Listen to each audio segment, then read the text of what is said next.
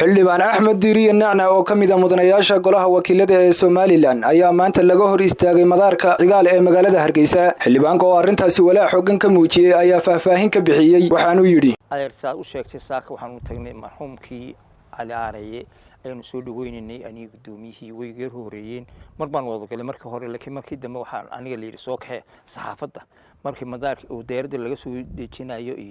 marxuumka xasawireen waan soo baxay halkii baan tagay waxaan badariye baan u yeeray qoladii baan u yeeray keena baan ku yiri marka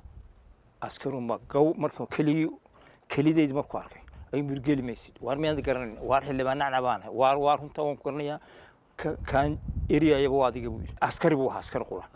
adeen ku jiro noqo buu waan inamadan hadaba gelin maayo waan yaabno waxaan suuqni xagalin xaguuni kala qaaday marka de waxay socotaa oo malayna de wuxuu moodayay xildhibaanadoo dhan in xasaanadii de waa qaar baa imka xidhan in sidaas oo miirno la wada gelayo moodayay de bal adduunweynaha dadweynaha Soomaaliland waxaan leenahay waryaareen dadku wada dhakool ma aha in hala kala reebo muddo hala kala reebo walaa waxa keentay de wuxuu maqlay xildhibaan baa la xiray marka xildhibaankii baa la xiray kii Muuse de xiray xildhibaane kan waxba uma soo jiiday kan diiday buu marka waxaan u maleynay in tii dhakool ayuu milcsanaya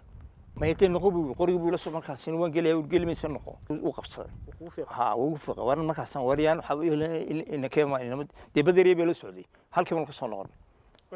waan ka keenay de waxaan leenahay de si maaha maalma meel ay nagu humiliation ay nagu sameeyay way nagu ceeb marka waan ka keenaa gudoomiyaha uu sheegaya baarlamaanka uu sheegaya de waxba laga qabanaya waxaan sameeyay sidii ummadda ka daaban leh oo ummadda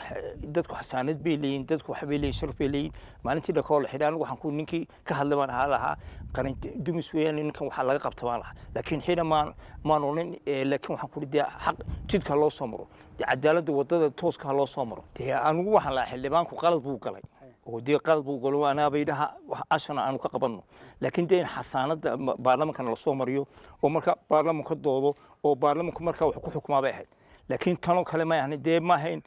bila xasaanad bila soo galin jeelka anigana tii kale ka yar bay ugu dhacdo leeyahay aanu garanayo cid walba garan dadkii baa la yaabay war wax xildhibaan Nacna siideen maayo marka taas maxay waxba leeyla ma hadnaada